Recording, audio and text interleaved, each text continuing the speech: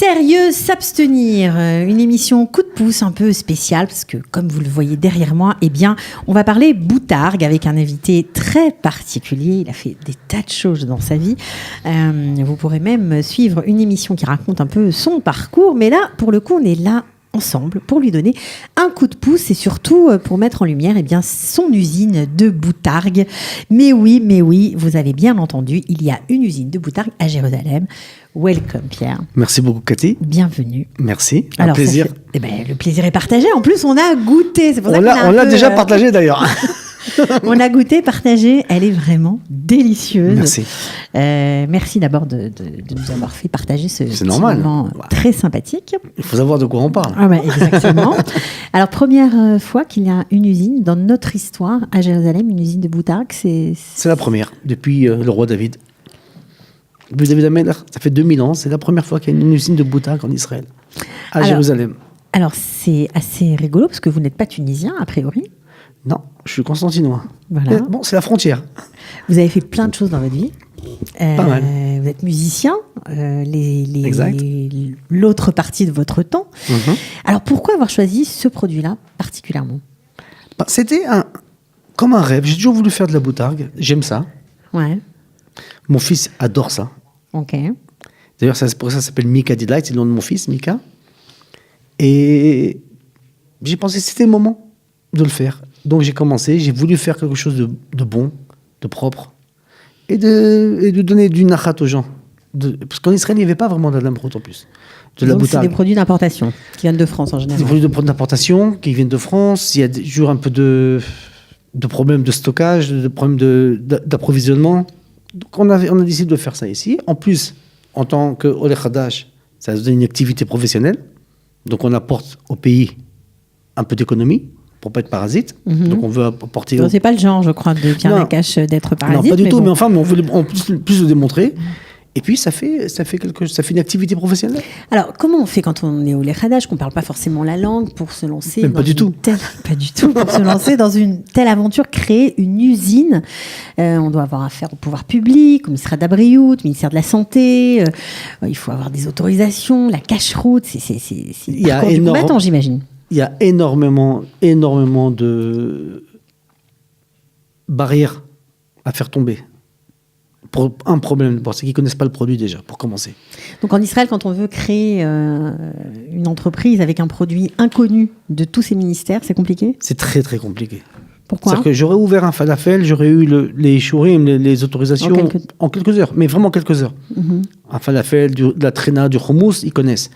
Mais quand on parle de boutargue, ils ne savent pas ce que c'est.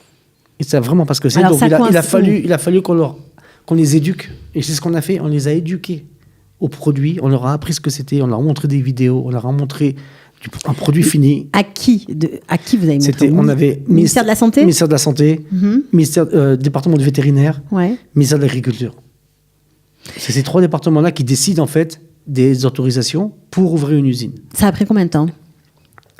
Pour avoir le final d'autorisation, et on a aussi ASAP, c'est encore une autre autorisation, c'est un autre gouffre d'hygiène qui est international. On est obligé de l'avoir en Israël, on l'a aussi. Une norme internationale. Une norme internationale, on l'a eu grâce à Dieu. Ça a pris 3 ans. Donc 3 ans, ça veut dire que pendant 3 ans, l'usine est sur les starting blocks, mais ça ne peut pas démarrer. Exactement. Officiellement. Ah, vous êtes sûr que vous voulez le dire, ça ? Oui, ils le savent, je leur ai dit. Ah, ils savaient, vous aviez déjà démarré, vous n'aviez pas encore toutes les autorisations. Je leur ai dit, oh là, vous me donnez de l'argent pour vivre. Vous choisissez. Je leur ai dit. Il faut parler un certain langage pour se faire entendre dans ces ministères. La langue, c'est pas important, c'est l'intonation qui est importante. Il faut qu'elle soit ferme et autoritaire, hein, et ça passe. Il faut gueuler. Il faut gueuler, ouais. C'est malheureux à dire, mais c'est vrai. Vraiment ? Il faut leur montrer que c'est comme 2 chiens qui aboient. C'est vraiment comme ça. C'est atroce, parce qu'on n'a pas l'habitude. Nous, on vient de l'étranger, on vient d'Europe ou d'Amérique. Mm-hmm. Et on a l'habitude de parler avec des gens qui sont là pour écouter, pour aider. Leur travail, c'est d'aider, en fait. C'est un service public, il ne faut pas l'oublier. Mm-hmm. Donc quand on leur demande de faire quelque chose, ça les dérange, parce qu'ils ne veulent pas. C'est impressionnant, mais moi j'étais dans les bureaux pendant 3 ans. Je me suis battu avec eux pour avoir les échouris, pour avoir les autorisations, pour avoir tout. Et qu'est-ce qui a été le plus dur à obtenir ? Le plus dur à obtenir, c'était ministère de la Santé, ministère de l'Abriout. L'agrément sanitaire ? L'agrément sanitaire, c'était le plus difficile, parce que comme ils ne connaissent pas le produit, Ils ne savaient même pas sur quel pied danser. Donc d'abord ils m'ont demandé d'avoir aussi le ASAP, le gouffre d'hygiène, ok. Donc ils m'ont dit si vous n'avez pas ASAP, on ne vous donne pas vos autorisations. Maintenant, pour avoir ASAP, il faut que j'ai une usine, parce que ASAP il donne l'autorisation que par rapport à l'usine qui est montée. Mais pour avoir l'usine qui est montée, je ne peux pas l'avoir si j'ai pas le Misrad Abriout. Donc je tournais en rond. Donc il y avait une certaine incohérence en fait dans ce qu'on vous demandait. Il y avait une certaine incohérence. Ou une incohérence certaine. Elle était à 200% d'incohérence. C'est ça qui est compliqué. Donc on a décidé, une fois qu'on avait fait les plans de l'usine, tout ça, parce que ça a été fait par un architecte, tout était officiel, tout a été fait suivant l'halakha administrative d'Israël. On n'a pas coupé de coin, parce qu'on ne connaît pas les lois, donc on a fait comme ils voulaient. Mais ce qu'ils voulaient, ça changeait souvent. C'est ça le problème. Ça change tout le temps. En fonction de la personne à qui on parle ?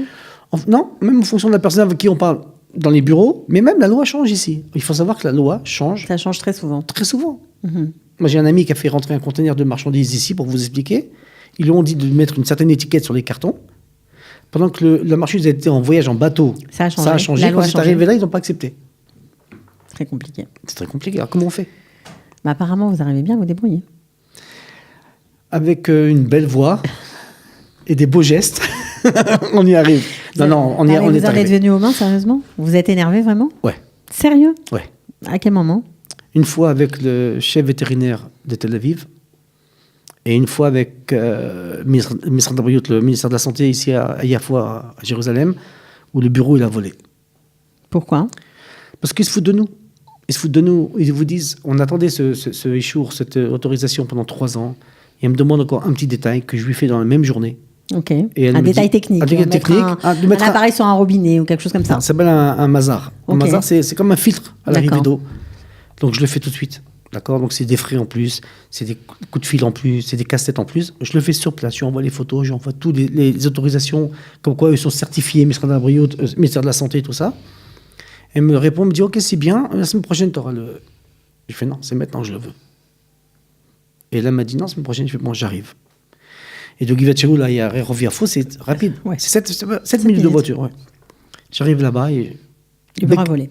Et j'ai fait partir le bureau. Mais Bekavana, c'est-à-dire que je ne me suis pas énervé, genre méchant. C'est-à-dire que je me suis préparé comme acteur. Parce que je voulais vraiment montrer. Que c'était trop. Que c'était trop. Ils n'ont pas eu peur ? Ils ont un petit peu eu peur. Ils n'ont pas appelé la police.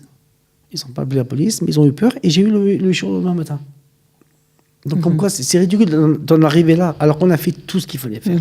On fait tout. Bon, alors ça, c'était, on va dire, c'est le côté un peu galère de l'affaire, mais comme quoi il faut savoir, c'est important de le dire aussi pour tous ceux qui se lancent dans le business, et notamment dans des affaires où il y a le ministère Abriout qui rentre en jeu, le ministère de la Santé, qui doit décider, donner des autorisations particulières. Donc c'est important de savoir qu'il faut s'armer de patience. Il faut avoir énormément de patience, et c'est vrai que c'est un de mes désavantages, c'est que je ne parlais pas l'hébreu comme il fallait. Oui, donc ça énerve encore plus. Ça énerve encore plus. Donc j'ai été frustré. Et pour pouvoir m'exprimer des fois au téléphone, c'est compliqué. Donc il fait que je me déplace. Parce que c'est plus facile de parler avec quelqu'un, de communiquer face à face, avec les gestes, un peu en anglais. J'espère que vous avez progressé là. Ouais, grâce à Dieu, ça va. Ça va mieux. Ça va mieux. À force de s'énerver, on progresse. Il paraît qu'on parle mieux l'hébreu quand on s'énerve d'ailleurs. Non, moi c'est une catastrophe. Moi, ça m'est arrivé une fois, ce qui est sorti, c'était de l'africain, je crois. C'est une catastrophe. Okay. Non, mais il faut, par contre, ce qu'il faut, je peux dire pour tous ceux qui veulent se lancer dans un business, ou quel que soit le business, il faut avoir des gens qui sont du pays, ou qui sont intégrés au pays depuis longtemps, pour nous aider. C'est très, très important. Franchement, seul, c'est difficile. Okay. Il faut avoir de l'aide. Il ne faut pas avoir peur de demander de l'aide. Un bon comptable. Un bon comptable, comme j'ai dit, c'est un bon comptable, un bon avocat, c'est les 2 gardes du corps qu'il faut ici. D'accord. Alors, vous arrivez au bout de 3 ans à avoir toutes les autorisations nécessaires. Vous vous lancez directement. Comment vous faites pour avoir des clients ? Comment vous êtes staffé ? Qui vous adressez ? Est-ce que vous vendez aux particuliers ? Est-ce que vous vendez seulement aux grossistes, aux restaurants ? Comment ça marche ? Alors, tout d'abord, il a fallu qu'on soit sûr de la production et de la fabrication. C'est ça. Vous avez dû aussi fabriquer le produit qui n'existait pas ici. Donc, on a importé d'abord des produits. Donc, notre matière première, elle vient de Floride. OK. Donc, c'est un produit qui est de très haut de gamme. Donc, vous allez en Floride chercher les œufs de poisson ? Je vais en Floride chercher les œufs de poisson. Je les envoie par bateau Ça rentre en Israël, où on n'a pas eu de problème d'ailleurs. Tout est rentré comme il fallait. D'accord. Donc c'était un petit miracle. Et on a commencé à se mettre à fabriquer. Bon, les 2 premiers mois, on n'a rien vendu parce qu'on a beaucoup jeté. Faut dire la vérité. C'est vrai Ouais. Mais c'est bien, c'est bien. Beaucoup jeté, ça veut dire quoi en quantité? On a dû jeter au moins 100 kilos. 100 kilos de boutargue à la poubelle parce qu'elle n'était pas assez bonne. Elle n'était pas bonne, elle n'était pas sèche comme on voulait, elle n'était pas prête, elle n'était pas comme ci. Donc, je voulais sortir un produit top. Mais comment vous avez fait? Vous avez pris les conseils de quelqu'un? Vous avez amené quelqu'un avec vous qui connaissait? J'ai beaucoup prié. Hein? J'ai beaucoup prié. D'accord. Et ça aide. Mais vraiment, ça aide. Okay, ça aide énormément. Et j'ai goûté les autres produits. Moi, j'aime bien savoir la compétition. Pour moi, la compétition, c'est la concurrence, ou la concurrence plutôt. Ouais. Pour moi, c'est très important. Parce qu'on peut voir ce que c'est, on peut comparer, on peut voir. Bien sûr. On peut apprendre comme ça. Donc, j'ai goûté des produits d'Europe. Et je voulais arriver à un produit frais, propre, comme il fallait. Et grâce à Dieu, aujourd'hui, on est arrivé à un produit qui est aujourd'hui la moutarde numéro 1 en Israël, sans gava, sans prétention aucune. C'est vraiment un bon produit. Un très bon produit. C'est cher? C'est cher pour Israël, c'est cher, oui. Ouais, ça veut dire quoi? Ça veut dire qu'en magasin, il est entre 600 shekels le kilo, 700 shekels le kilo, suivant les quartiers. Et la paire, ça vaut combien à peu près? À peu près entre 80 et 100 shekels la paire. Donc ça va, pour un kiff, pour un Shabbat Ratan, pour un kiff, pour quelqu'un qui aime ça, hein, et c'est bon. Alors, vous ne vendez pas aux particuliers, a priori. Vous vendez plutôt On vend plutôt aux magasins, aux hôtels, aux traiteurs. D'accord. Maintenant, on vend à des particuliers quand c'est une simcha. Par exemple, il y a un mariage ou un Shabbat Ratan, ils veulent les quantités, on vend par un minimum de 5 kilos aux clients. D'accord. Donc c'est un peu moins cher, là. C'est un peu moins cher. C'est comme on avait en France avant dans le sentier, il y a le détail, le demi-gros et le gros. On fait la même. Du demi-gros. On fait du demi-gros. Donc on veut que les gens ils soient contents. Puis on fait aussi sur demande. Par exemple, on fait des produits avec cire ou avec sans cire. Donc par exemple, pour les restaurants. Elle est vraiment. Alors je peux vous dire, on l'a goûtée. Hein, évidemment, on ne fait pas de secret. Elle est excellente. Bon, merci. Vraiment, merci. bravo. Non, elle est bonne, elle est bonne. Très bonne. Elle est belle en plus. Elle est belle, elle est fraîche. C'est fabriqué toutes les semaines. Hein. Alors, toutes les semaines, vous allez, enfin, je ne sais pas à quelle fréquence, mais vous voyagez chercher des autres poissons? Non, parce que les autres poissons, c'est une fois par an. D'accord. La pendaison, c'est que pendant l'hiver. Pour le mulet, c'est des œufs de mulet. Hein. Donc, suivant la région du monde, c'est un certain temps dans le calendrier. Alors, il y a de la boutargue en provenance de quoi? Des œufs en provenance de Floride? De Floride, vous avez du Brésil, vous avez de Mauritanie, vous avez Sénégal, vous avez Australie. C'est sympa comme job. C'est sympa, oui. C'est un kiff. Ouais, c'est un kiff. C'est un kiff. Donc, suivant. Non, mais maintenant, on peut acheter dans tous les pays, mais maintenant, il y a un problème d'importation en Israël. Il faut le savoir. Donc, il n'y a pas toujours des accords avec les pays avec lesquels on veut travailler. Compliqué. C'est compliqué. Donc, on doit demander on a des bakashot, des demandes spéciales, savoir si on peut importer ce produit de ce pays. Donc, souvent, c'est non. Il faut le savoir. Ouais. Et quand c'est oui, il faut en profiter. Donc, on rentre par conteneur, par bateau. Okay. Et quand c'est urgent, ça vient par avion. Celle-là est arrivée par avion. Donc, ça fait combien de temps que vraiment vous avez démarré? Vraiment démarré. Alors, j'ai commencé en 2013 la première production, d'accord. Mais vraiment l'explosion, ça a été en 2017. Donc, il n'y a pas longtemps. Combien de boutargues sortent de l'usine chaque semaine, disons? On doit le dire. Bah ouais. Vous voulez pas? Il veut pas. Beaucoup. Mais il est trop de sa noix. Ah, non, beaucoup. Beaucoup, mais comme il faut. Parce que vous vendez pas seulement en Israël, en fait, vous vendez un peu partout. Ouais. C'est ça, c'est le secret. Ok. Pourtant, c'est pas évident parce qu'il y a beaucoup de concurrents, justement, on parlait de la concurrence, qui ont essayé eux aussi de venir vendre leur boutargue, de l'importer en Israël, et ça n'a pas marché. Ça n'a pas marché. Moi, ça m'intéresse, les concurrents. Parce que les gens. Oui, bien sûr. On ne peut pas être seul, c'est pas possible. Être seul, ça ne marche pas. Il faut qu'on soit au moins deux pour qu'on puisse comparer. Parce que les gens, ils ont un choix.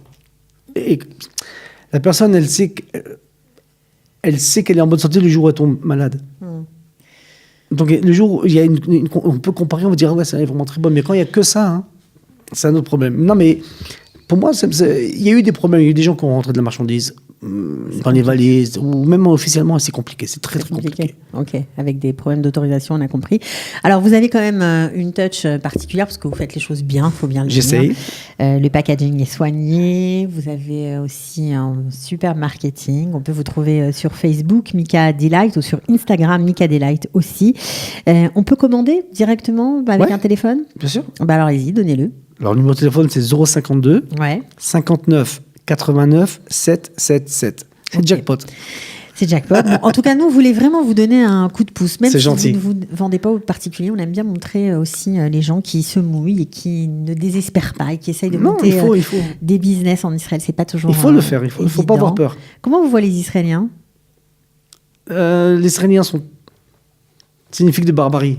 Ça pique dehors, mais c'est sucré dedans. Ça leur plaît? Ça leur plaît, oui, beaucoup. Ils aiment beaucoup, ouais. Ils aiment beaucoup, beaucoup de la marchandise. Ils aiment, ils découvrent. Et d'ailleurs, c'est pas le monde tunisien, faut pas croire. C'est pas un monde tunisien. Non, pas du tout. Parce que vous avez beaucoup de gens de Tripoli, des Russes qui aiment ça, des gens les Boukharim, les Séfarades russes qui aiment ça. Bon, Italiens, bien sûr. Donc, et comme Israël, c'est un melting pot, comment on appelle ça? Il y en a pour tous les goûts. Il y en a pour tous les goûts, donc, et ça se vend dans les restaurants. Ils se découvrent dans les sushis. Dans les sushis, on met de la boutarde maintenant? Énormément. Voilà, vous voyez, on a appris encore quelque chose aujourd'hui. En tout cas, Pierre Nakache, merci beaucoup d'être venu. Merci Bravo. beaucoup. Longue vie à Mika Delight. Amen. Et à très bientôt. Vous revenez nous voir quand vous voulez. Invitez-moi, je viens. Avec plaisir. Merci beaucoup. Bye bye. Bye bye. Coup de pouce, découvrez le savoir-faire et les idées des entrepreneurs au Lim.